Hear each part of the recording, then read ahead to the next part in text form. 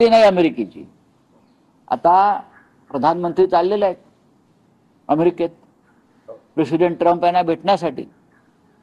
आम्ही असा प्रश्न उपस्थित केला, मीही विचार की ट्रम्प यांच्या भेटीमध्ये आपले प्रधानमंत्री हा मुद्दा उपस्थित करणार आहेत का की ज्या अमानुष पद्धतीनं भारतीयांना वागणूक दिली जाते आहे, जनावरांपेक्षा वाईट, अतिरेक्यांपेक्षा वाईट, याच्यावर तुम्ही काही त्यांना विचारणार आहात का? तुमची हिंमत आहे का जाब विचारण्याची? हे आम्ही काल त्यांना विचारले. पण मोदींची प्रतिमा ही लार्जर दॅन लाईफ असं दाखवली गेली.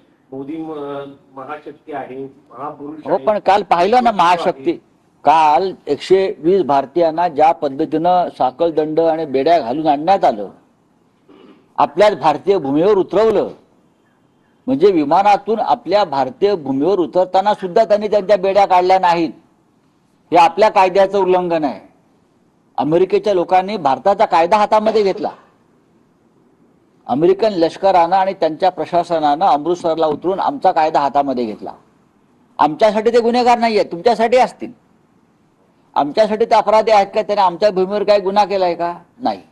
तुम्ही उतरताना त्यांच्या बेड्या तरी काढायला पाहिजे होत्या, पण अमेरिकेच्या लोकांनी त्यांच्या बेड्या काढल्या नाही. म्हणजे एका परिणतीने आमचा कायदा सुद्धा पायदळी तुडला. माध्यमातून बातम्या येत आहेत की राजकीय भूकंप होणार आहे. तुमच्या 9 पैकी 7 खासदारांचं मन वळवण्यात शिंदेंना यश आलेलं आहे. 9 पैकी 6 खासदार नाही ते ऑपरेशन टायगर होणार आहे. ऑपरेशन टायगर बघा की ऑपरेशन टायगर होईल, ऑपरेशन कमळ होईल, पण ऑलरेडी ऑपरेशन गेड्याची शिंग झालेलं आहे.